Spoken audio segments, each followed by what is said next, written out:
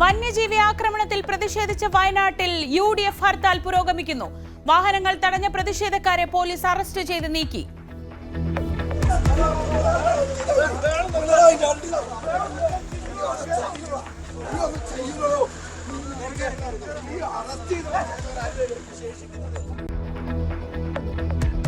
മൂന്നാറിൽ സ്കൂട്ടർ യാത്രികയ്ക്ക് നേരെ പടയപ്പയുടെ ആക്രമണം. കാട്ടാനയുടെ പരാക്രമത്തിൽ വിറങ്ങലിച്ച മലപ്പുറം പോത്തുകൽ അപ്പൻ കാപ്പ് നഗർ. പിന്നെ കുറെ കഴിഞ്ഞപ്പോ അതൊക്കെ അടിച്ചു കഴിഞ്ഞപ്പോ ആന വന്നാണ്ട് നോക്കി. അതിൽ ഞാനും കുറെ നോക്കി നിന്നു. പിന്നെ എല്ലാരും ആ പേടിച്ചിന്ന് കുറെ നേരം വിറച്ചിക്കണം. പിന്നെ കുറെ കഴിഞ്ഞപ്പോ സമാധാനമായി ആന പോയപ്പോ.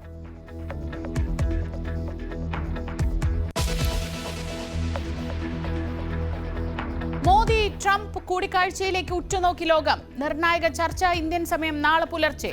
ബ്ലെയർ ഹൌസിൽ മോദിക്ക് ഊഷ്മള വരവേൽപ്പ്.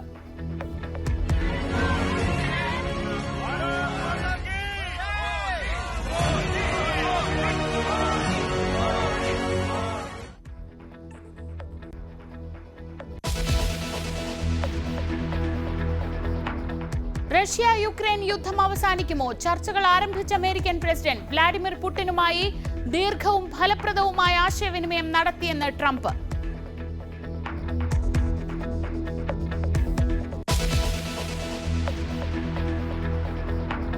പാതിവില തട്ടിപ്പിൽ അന്വേഷണം ശക്തിപ്പെടുത്തി ക്രൈംബ്രാഞ്ച്. അനന്തുകൃഷ്ണൻ ബന്ധുക്കളുടെയും ബിനാമികളുടെയും പേരിൽ വാങ്ങിയ വസ്തുവകകൾ കണ്ടുകെട്ടും.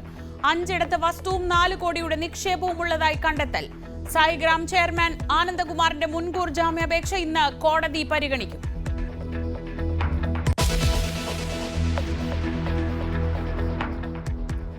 പത്തനംതിട്ട റീന കൊലക്കേസിൽ ശിക്ഷാവിധി ഇന്ന്. ഭർത്താവ് മനോജ് കുറ്റക്കാരനാണെന്ന് കോടതി. കൊലപാതകം, തടഞ്ഞുവെക്കൽ എന്നീ കുറ്റങ്ങൾ തെളിഞ്ഞതായി പത്തനംതിട്ട അഡീഷണൽ ജില്ലാ സെഷൻസ് കോടതി.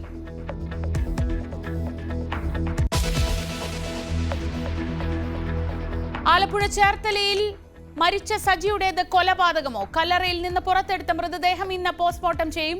തുടർ നടപടികൾ റിപ്പോർട്ട് വന്ന ശേഷം.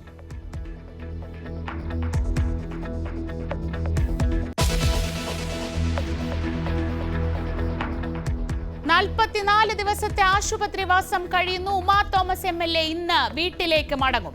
ആരോഗ്യസ്ഥിതി തൃപ്തികരമെന്ന് ആശുപത്രി അധികൃതർ.